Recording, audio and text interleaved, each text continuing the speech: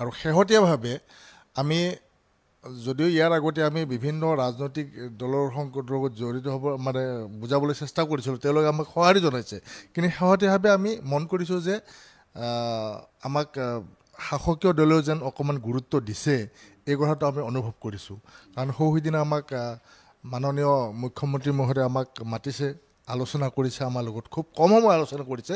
কম সময় আলোচনা কৰিলে আমাৰ দাবীসমূহ আমি যিখিনি ক'বলগীয়া আছিল সেই ক'বলগীয়াখিনি আমি তেওঁলোক কৈছোঁ আৰু তেওঁ ভালকৈ শুনিছে।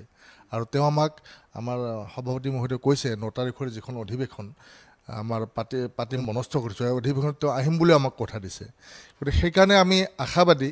আমি যি দীৰ্ঘদিন ধৰি আমি আমাৰ OPSৰ দাবীত আমি যি সংগ্ৰাম কৰিছিলোঁ, এই সংগ্ৰামত আমাৰ ইতিবাচক ফল এটা যেন পাম, বা OPS নাপালেও OPSৰ সমকক্ষ কিবা যেন পাম, আমাৰ যেন বহুত লোকচান নহয় OPS নাপালেও, এই ধৰণৰ কথা এটা আমি মানে চিন্তা কৰাৰ আশা এটা আমি কৰিছোঁ তাৰমানে।